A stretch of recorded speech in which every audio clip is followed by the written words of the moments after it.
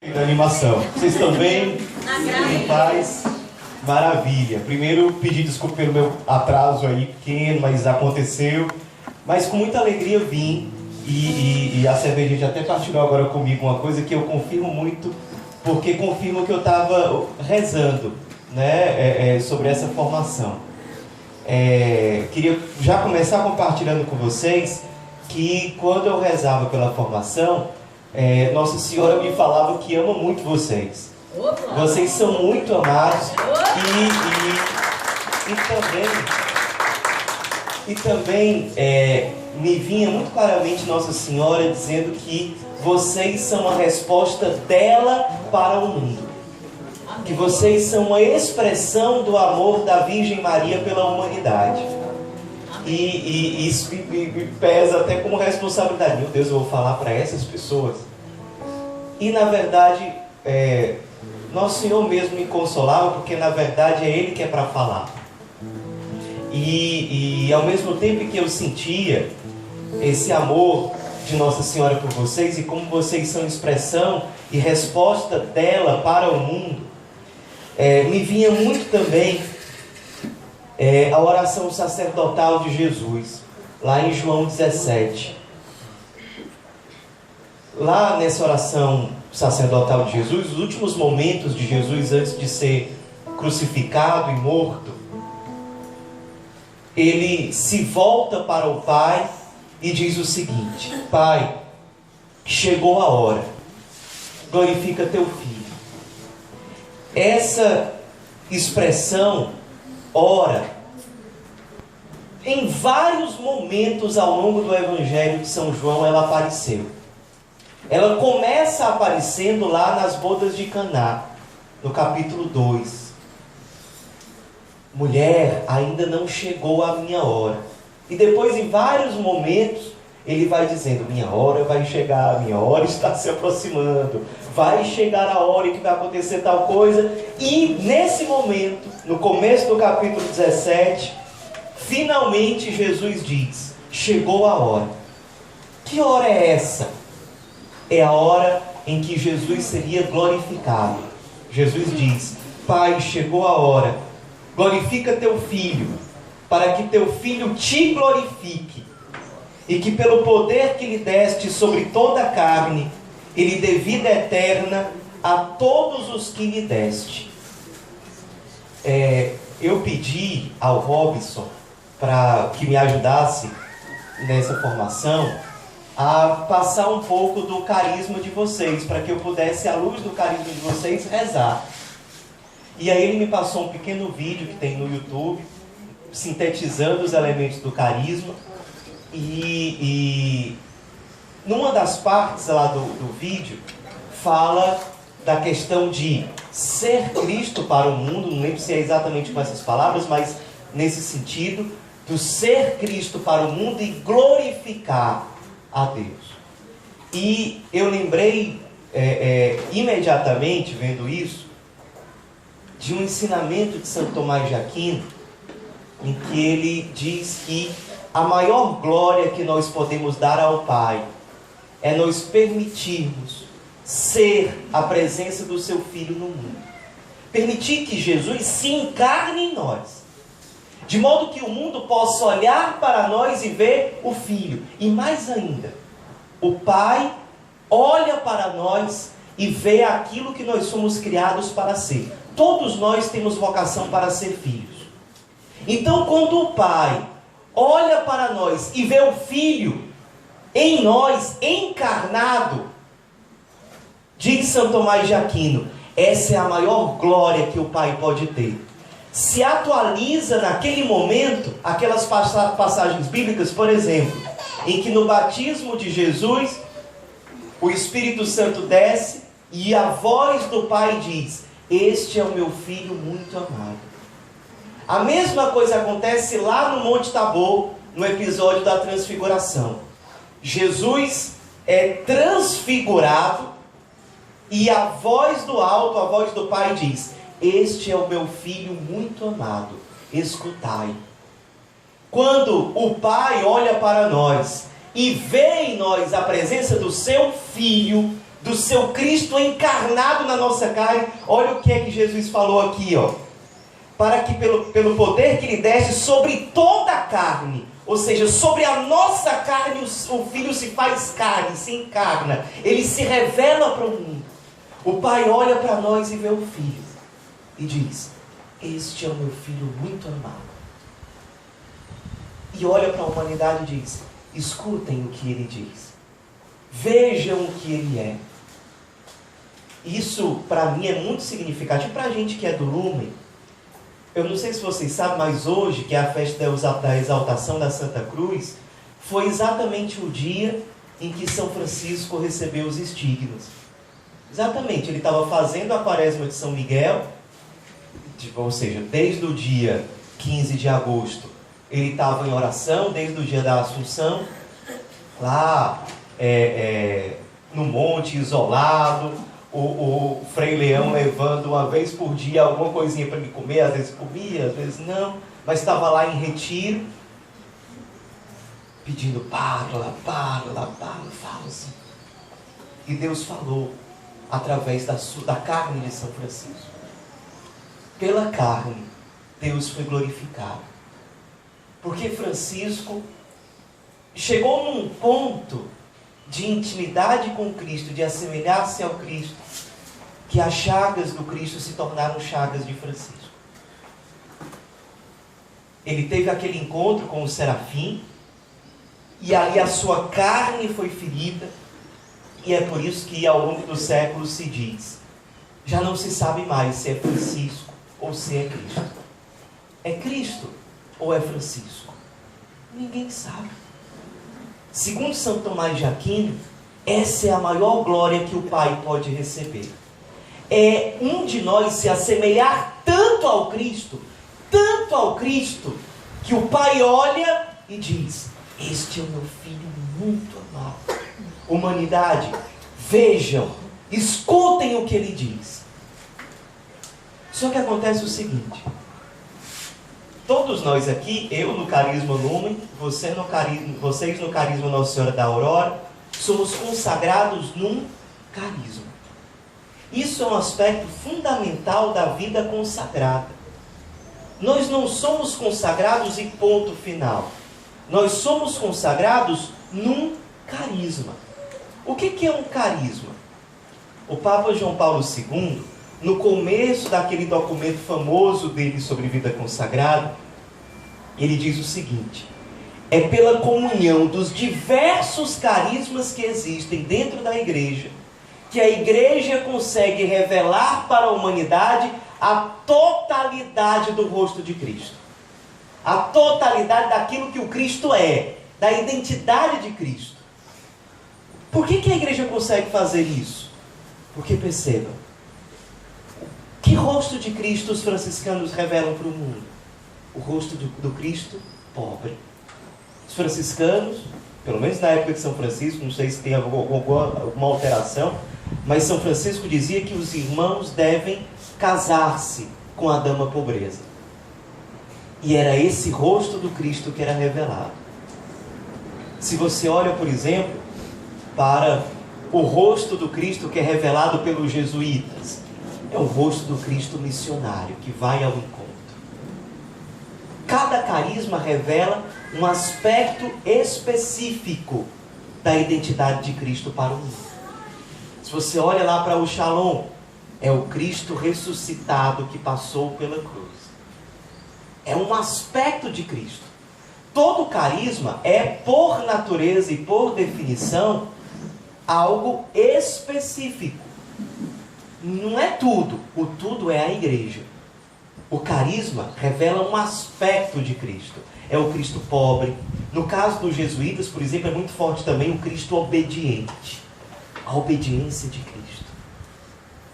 Na vida contemplativa, nos carismas de vida contemplativa, por exemplo, no Carmelo aparece muito o Cristo esposo. É o esposo da alma. O carisma, ele revela um aspecto novo do Cristo para o mundo. Ou se não é exatamente um aspecto novo, mas é um aspecto revelado de uma forma original. De um novo modo. Todo mundo já sabia que o Cristo tinha sido pobre, mas não desse jeito. Por exemplo, um dia desse eu estava me formando, estudando, e uma coisa que me chamou a atenção sobre um aspecto simples de um carisma. Antes do carisma franciscano, antes de São Francisco, todas as igrejas eram totalmente fechadas. Porque tinha a ideia de que eu preciso me recolher para encontrar Deus. As igrejas não tinham janelas. Tinham basicamente uma porta para você entrar e sair. Só que, se você vai lá em Assis e vê a grutinha onde São Francisco costumava rezar, passava horas e horas rezando, a grutinha não era totalmente fechada. Ela tinha uma janela. Porque o Deus que ele encontrava naquela grutinha, ele encontrava também contemplando o irmão Sol, as irmãs Flores, a irmã Terra, a irmã Água. É típico do carisma franciscano.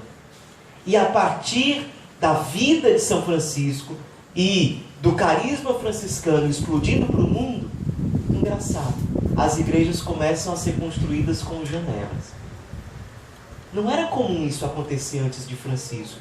É porque havia um aspecto da identidade de Cristo que foi revelado a partir daquele carisma. Aquele carisma traz algo de novo para a igreja. Todo carisma tem isso. O que acontece, por exemplo, no carisma franciscano? Francisco encontra o Cristo pobre, no beijo, no leproso, nos irmãos menos amados, como ele dizia, ele encontra o Cristo pobre. E decide se casar com a dama pobreza. Ele uma vez conversando com os amigos conversando sobre mulher, e aí ele diz para os amigos: pois vocês vão ver que eu vou casar com a mais bela de todas. Os amigos achavam que ele estava sendo arrogante, mas ele na verdade estava se referindo à dama pobreza, com quem ele já pensava em casar. Casou com a dona pobreza, abraçou uma pobreza radical, abraçou mais do que a pobreza radical, o Cristo pobre, se tornou a presença de Cristo pobre diante do mundo e foi caminhando. Até então, podia ser que aquele caminho fosse uma missão pessoal de Francisco. Só que, depois de 3 anos mais ou menos, apareceu Bernardo. Estava escutando uma pregação de Francisco. Quando terminou, disse: irmão Francisco, eu queria tirar umas dúvidas, mas é muita coisa, você não pode ir lá em casa? Chamou o Francisco para ir dormir na casa dele. E ficou conversando um tempão com Francisco, tirando dúvidas, e São Francisco dizendo como ele vivia, e Bernardo se encantando, até que eles foram dormir, e Bernardo disse assim, pensou, né? Eu não vou dormir, eu vou fingir que vou dormir, porque eu tenho certeza que ele vai rezar. E foi dito e feito. Ele fingiu que estava dormindo e viu Francisco diante do crucifixo um tempão, rezando, e chorava, e mergulhava na oração, e amava Jesus crucificado, Jesus pobre. E aquilo tocou profundamente o coração de Bernardo. No dia seguinte, pela manhã cedo, ele, na hora de se despedir, disse: Francisco, eu quero te seguir. Eu quero ter a mesma vida que você tem. São Francisco convidou ele para irem para uma igreja, conversarem, se aconselharem com o sacerdote.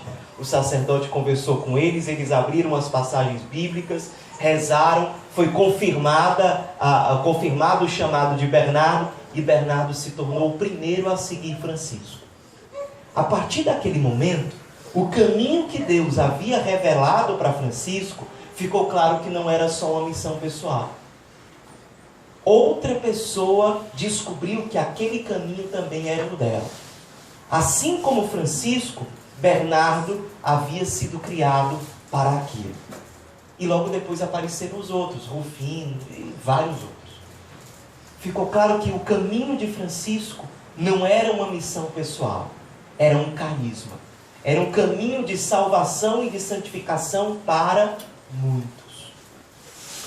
História semelhante aconteceu com São Bento, aconteceu com Santo Inácio, com todos os fundadores.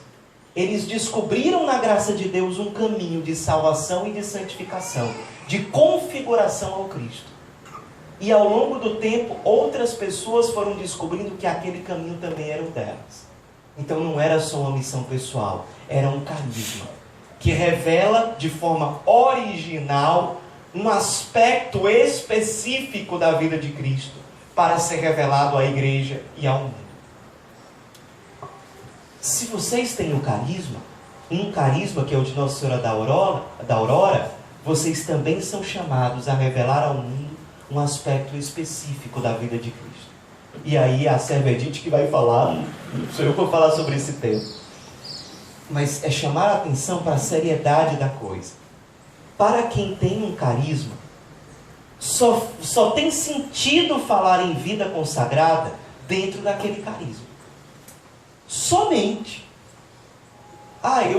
Eu sou consagrado lumen, mas eu só vou rezar sobre ser um consagrado em geral.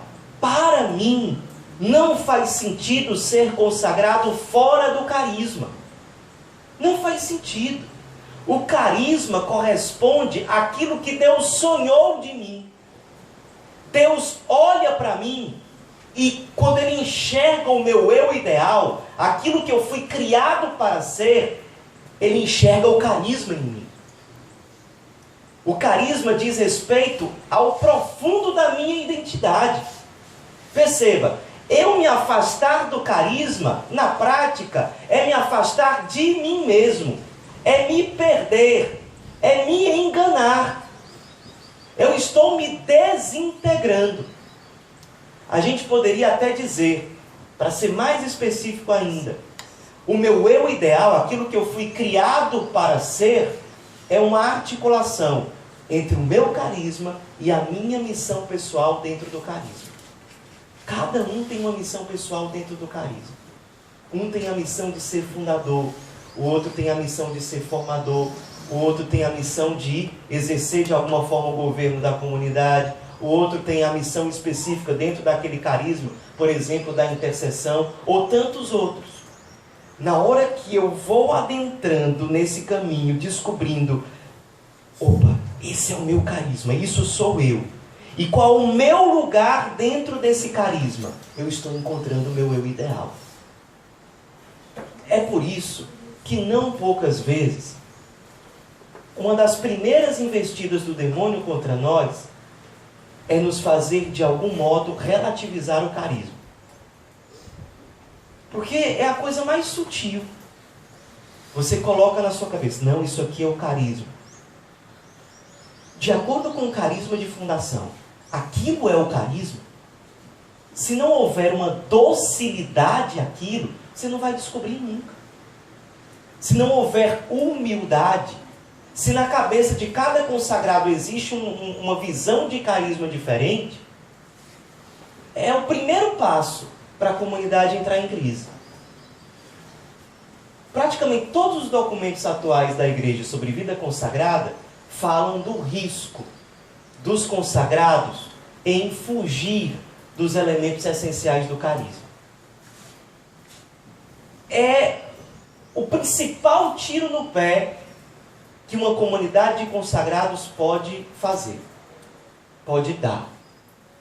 É deixar de lado os elementos essenciais do seu carisma. É claro que o carisma precisa passar ao longo do tempo por atualizações, por exemplo, no modo de evangelizar. Até hoje Deus nos pediu para evangelizar os jovens, agora Ele nos pede para evangelizar também as famílias. O Lumen passou por isso. Isso é perder o essencial do carisma? Não. É Deus pedindo um apostolado novo, pedindo para mudar talvez alguma coisa do modo de administrar a comunidade ou de governar a comunidade, mas os elementos essenciais do carisma, da espiritualidade, esses devem ser preservados, sempre. Existindo daqui a 500 anos o Instituto Nossa Senhora da Aurora, daqui a 500 anos, os elementos essenciais do carisma e da espiritualidade devem ser mantidos, devem ser alimentados. Eles não podem ser perdidos. Se eles se perderem, o carisma se perde. E a vida consagrada, aí vai começar a ter um monte de gente amornando. Agora eu não encontro mais o sentido da vida consagrada. Se você for procurar o sentido da sua vida consagrada fora do carisma, você não vai achar. Primeiro vem a identificação com o carisma. Depois, a partir do momento que eu descubro, esse é o meu carisma, agora vem o discernimento.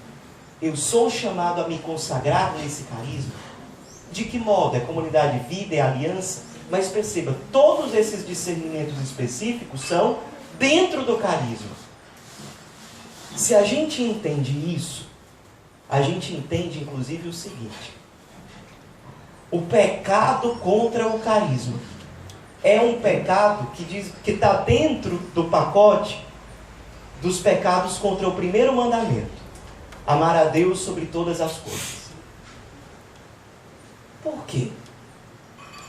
Se Deus lhe criou num carisma, esse carisma faz parte da sua identidade, esse carisma é o seu caminho de salvação, de santificação, de configuração ao Cristo. Se você é infiel à identidade que Deus deu para você, isso é um ato muito concreto contra o amor a Deus. Você está se rebelando contra aquilo que você é, contra a sua identidade, contra a vontade mais profunda de Deus para você. É um pecado direto contra o primeiro mandamento. Por outro lado, viver o carisma profundamente, radicalmente, alegremente, é a forma mais concreta que você, como consagrado, tem de amar a Deus sobre todas as coisas. E amar a Deus profundamente. Às vezes, a gente que é consagrado vai criando imagens muito românticas sobre o que é viver o carisma, ou sobre o que é abraçar a vida consagrada. Hoje a gente está celebrando a exaltação da Santa Cruz, estamos lembrando das chagas de São Francisco. Para que São Francisco e todos os santos se configurassem ao Cristo, eles passaram por isso assim, sem dor. Se configurar ao Cristo é também passar pela cruz. Isso significa que a sua comunidade, onde você é chamado a viver o carisma, ela é instrumento de salvação e de santificação para você, não apesar dela trazer cruzes para você, mas exatamente por ela trazer. Senão ela não te santifica. A gente tem o péssimo hábito, muitas vezes, de cair num espírito de lamentação e de murmuração. Como é que pode? Eu abracei a vida consagrada, eu deixei tudo, ou eu deixei pelo menos muita coisa. E como é que pode, dentro da comunidade, ou a partir do serviço que eu abracei, as pessoas falarem mal de mim? As pessoas não reconhecerem o que eu fiz? Ter esse tipo de perseguição? Meu irmão, vamos parar aqui para entender as coisas. Qual é a fonte da nossa vida consagrada? Todos os documentos da igreja sobre vida consagrada dizem isso. É o amor de Deus. É por amor a Deus que nós somos chamados à vida consagrada. Deus me amou até o fim na cruz, no seu Filho Jesus. Se eu entendo isso, com todas as células do meu corpo, no fundo do meu coração, tudo aquilo que eu faço de volta para Ele, sempre vai ser muito pouco. Por exemplo, lá no Lumen, no cerne do nosso carisma, está o encontro de Jesus ressuscitado com Jesus abandonado. Jesus abandonado está no centro da nossa espiritualidade.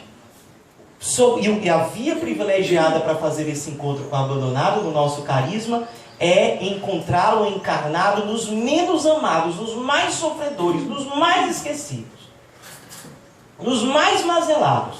Essa é a via privilegiada para a gente encontrar Jesus abandonado, dentro do nosso carisma. Toda vez que nós olhamos para Jesus abandonado, se nós olhamos realmente, nós conseguimos perceber o quanto nós somos amados. Mesmo que eu seja um pecador miserável, sem vergonha, Ele me amou até aquele ponto. Ele que não carrega nenhum pecado, Ele que é puro, Ele que é imaculado, Ele que é Deus. Ele fez aquilo por amor a mim. E me amou até o extremo. E como diz Santo Tomás de Aquino, enquanto estava na cruz, pensava em mim, particularmente, como pensava em você também pessoalmente. Ele me amou e amou até o fim. Eu olho para aquilo e fico desconcertado. É óbvio que eu não mereço.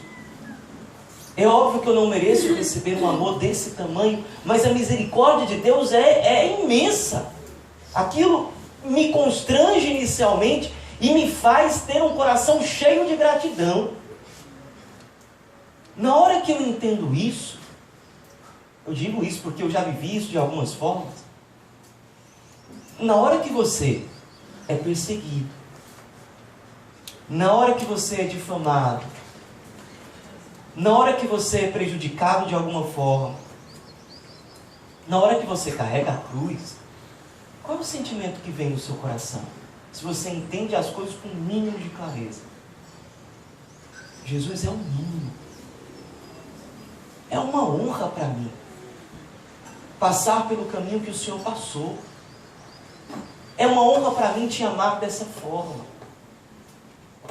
Eu vou me lamentar de quê? É uma oportunidade que o Senhor me dá de amar. De amá-lo na fidelidade enquanto eu sou perseguido, enquanto eu sou difamado, enquanto eu carrego a cruz.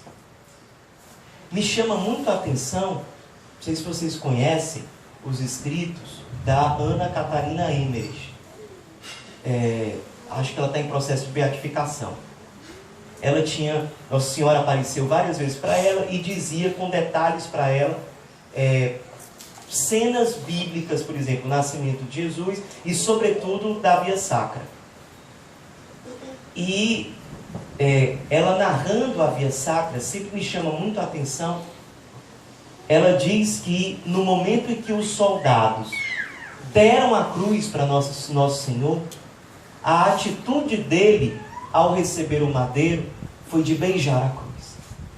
Ele beijou, colocou no ombro e foi. Jesus não olhava para aquela cruz como se fosse muita dor, vou ter que suportar esse negócio. Não. É por esse negócio aqui que eu vou gerar salvação para o mundo. É por essa cruz que eu vou cumprir a minha missão até o fim. Nós todos somos chamados a nos configurar ao Cristo. Nós todos somos chamados a passar por isso também. Todos nós. Quando a gente entende isso profundamente, a gente vai se assemelhando àquele sentimento de Santa Teresinha. Santa Teresinha entendeu isso. Chegou um dia para Nosso Senhor e falou: o que eu posso fazer para te amar de volta? Se eu viver o resto da minha vida inteira sendo totalmente santa, gastando, consumindo a minha vida, e no final das contas morrer martirizada, por exemplo, como São Pedro, que morreu crucificado de cabeça para baixo, Senhor, ainda é muito pouco comparado ao amor que o Senhor tem por mim. Então não seria suficiente. Eu teria que viver uma outra vez. E nessa outra vida eu te amaria muito, consumiria a minha vida, seria santa e morreria, sei lá, na fogueira como Santa Joana d'Arc. Mas não seria suficiente. Eu teria que viver uma terceira vez e ser santa totalmente do começo ao fim, e dar a minha vida e me consumir, e no final ser martirizada, sei lá, esfolada que nem São Sebastião. Mas não estaria longe ainda. Eu teria que viver outra vez e ser santa. E ela chegou no final das contas e disse: se eu vivesse a vida de todos os santos que já existiram até hoje, Senhor, ainda seria muito pouco. Aí está uma pessoa que aprendeu a ter senso de proporção. Mas a gente, por causa de uma palavra do outro, Senhor, como é que pode? Eu deixei tudo para fulano falar mal de mim. ou para não reconhecer. O que é isso, meu irmão? Sua vocação como consagrado é se configurar ao Cristo. Ao Cristo que passa pela paixão, morte e ressurreição. É verdade as bem-aventuranças. Bem-aventurados quando fores perseguidos por causa de mim. Nessa hora, por que nós somos bem-aventurados? Porque nós estamos nos configurando a Ele. Nós estamos aprendendo a amar. E a vida consagrada, que é um testemunho profético diante do mundo, é um sinal luminoso, exatamente porque ela revela para o mundo um jeito de amar que o mundo geralmente não sabe. Por exemplo, sempre toca muito o meu coração, até porque isso tem muito a ver com o nosso carisma lá no Lumen. Quando, por exemplo, eu vejo notícias, um dia desse eu vi, lá na Islândia, como em outros países também da Europa, a taxa de natalidade de pessoas com síndrome de Down praticamente zerou. Por quê? Porque eles abortam. Aí o governo fica espalhando isso com um orgulho tão grande. Está vendo? Não nascem mais pessoas com essa deficiência aqui na nossa sociedade. Eu estava um dia desse falando para os casais lá do Lumen. Eu acredito que daqui a pouco Deus vai começar a mandar filhos assim para nós.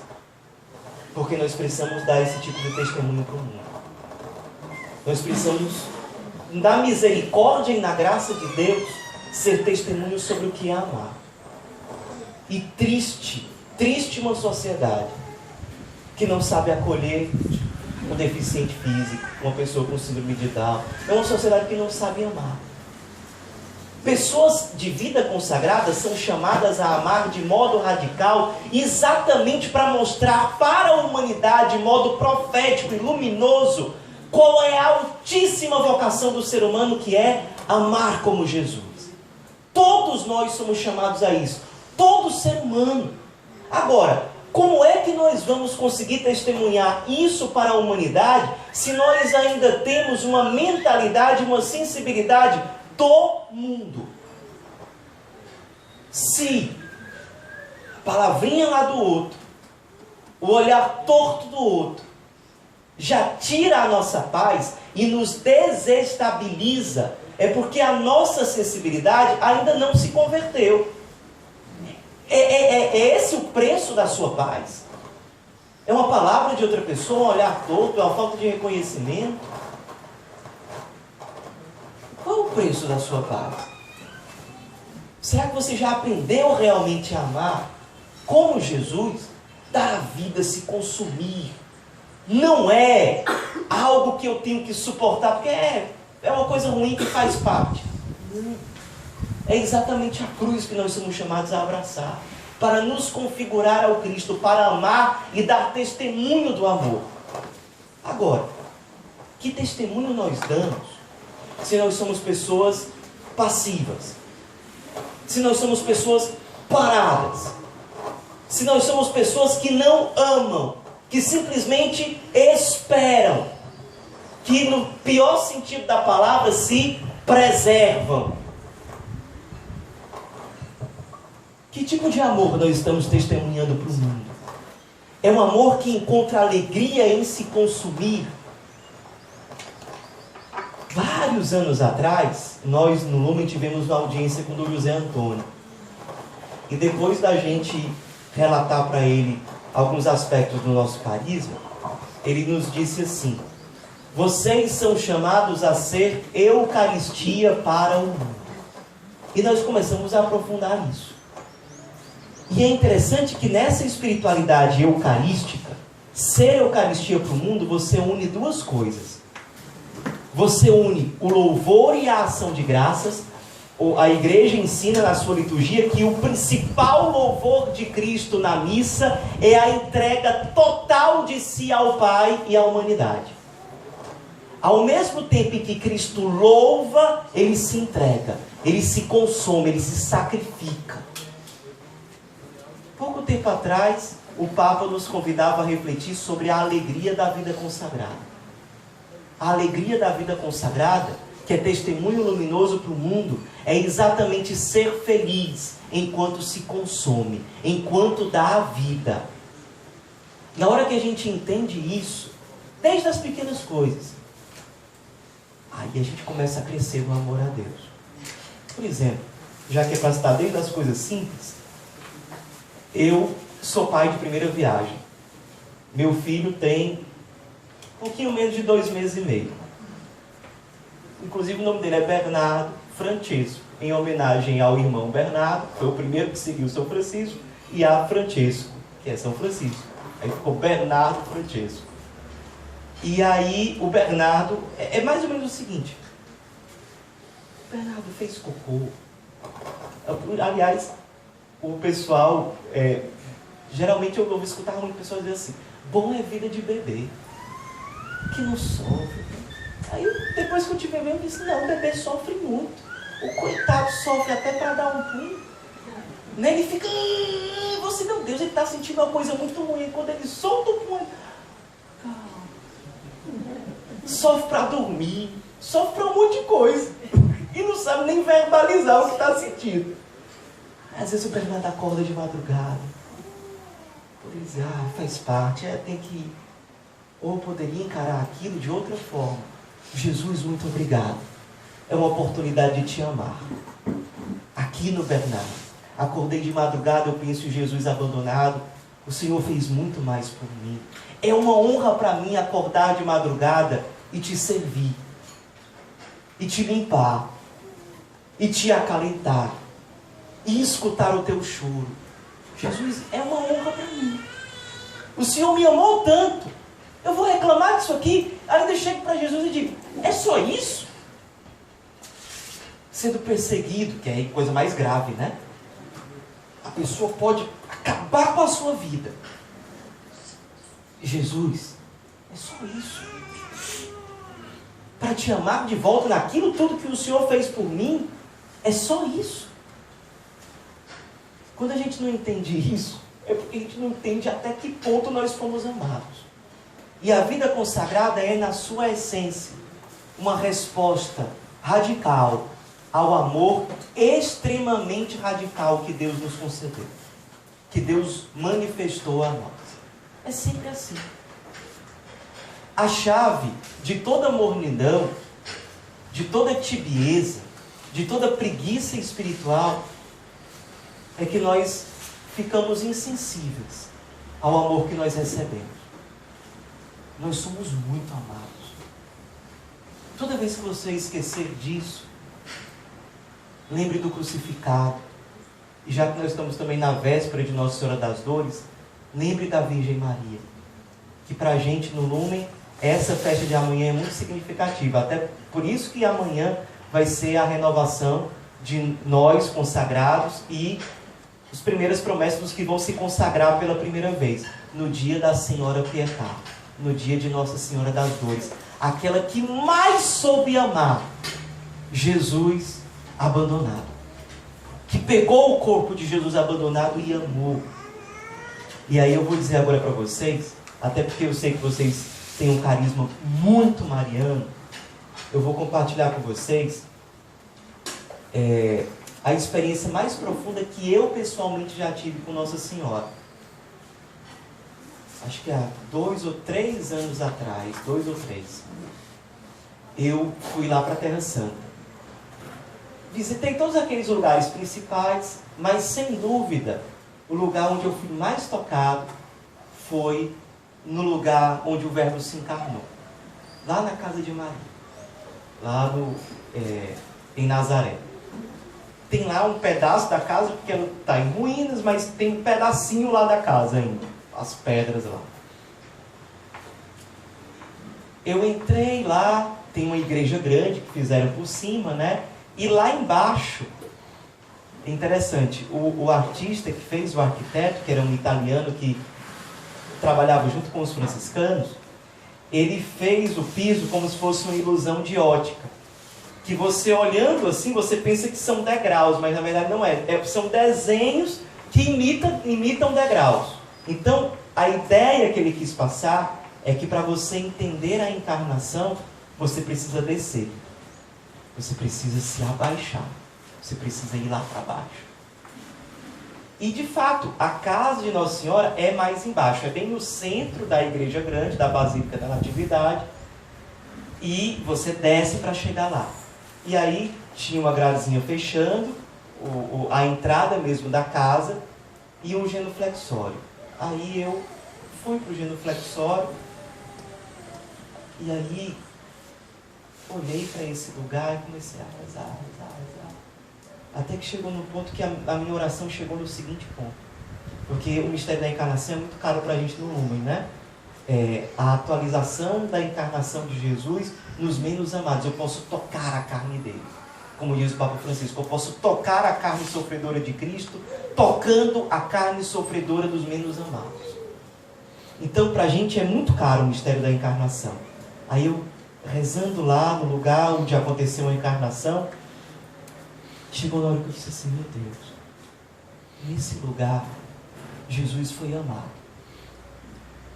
Como nunca antes da história humana, Deus havia sido amado. Ele foi amado por aquela menina. Que nesse lugar, sei lá, tem 12, 15 anos de idade, mais ou menos. O anjo apareceu e ela amou Jesus. E eu comecei a pensar no meu jeito de amar Jesus. Eu disse, Senhor, eu nunca vou conseguir te amar do jeito que essa menina te amou aqui.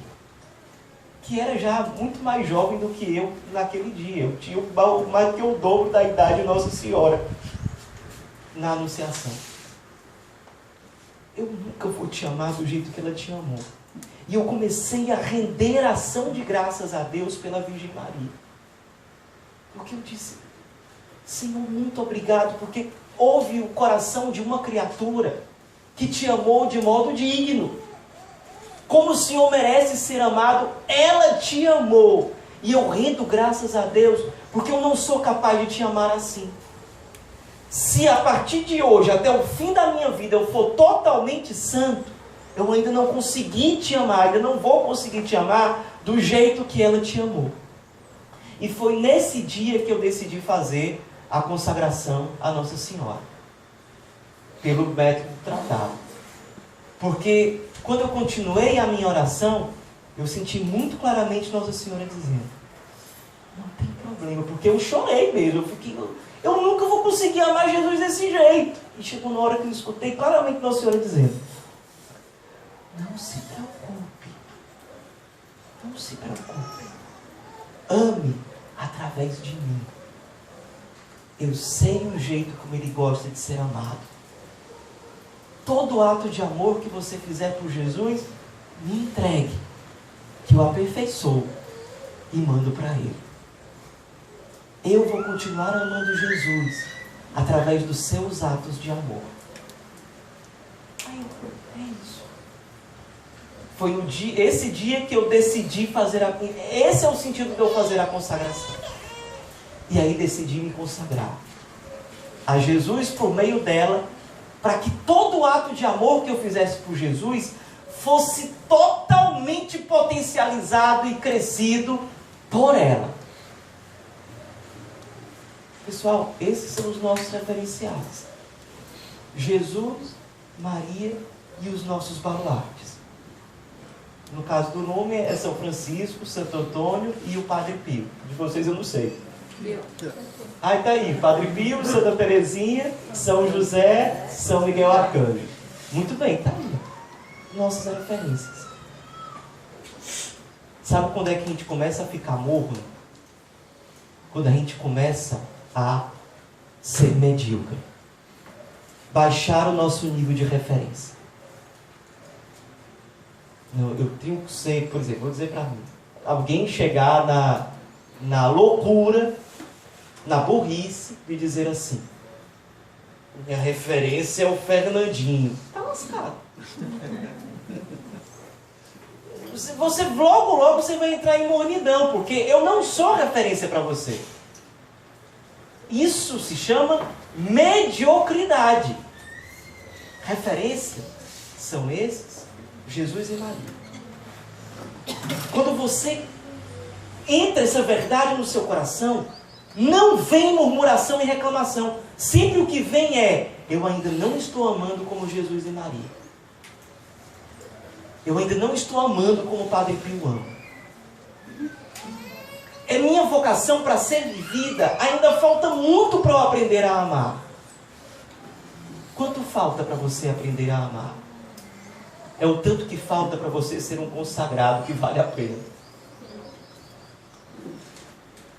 Será que você está muito parado na sua vivência consagrada? Você é um consagrado que tem amor operante? Ou você é um consagrado passivo, que só espera e vai com os outros? O amor tem pressa em amar, do mesmo jeito que Maria teve pressa em visitar Isabel. Imediatamente, apressadamente. Isso é a atitude de quem ama.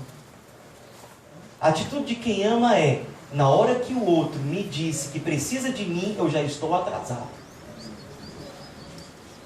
Na hora que a comunidade me diz: preciso de você, eu já estou atrasado. O amor se antecipa. O amor mesmo é operante.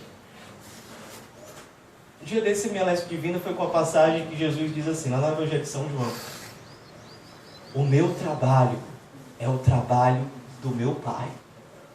É bonito isso. Em São João, acho que é capítulo 5. O meu trabalho é o trabalho do meu Pai. Qual é o trabalho do meu Pai? Que ele aprendeu desde toda a eternidade lá no seio da Santíssima Trindade. É amar sem fim, sem medidas. Me dá por inteiro. O Pai se dá inteiramente ao Filho. O Filho se dá inteiramente ao Pai. E esse vínculo eterno e infinito de amor se chama Espírito Santo, que é uma outra pessoa divina. O trabalho do Filho, em outras palavras, é amar sem medida.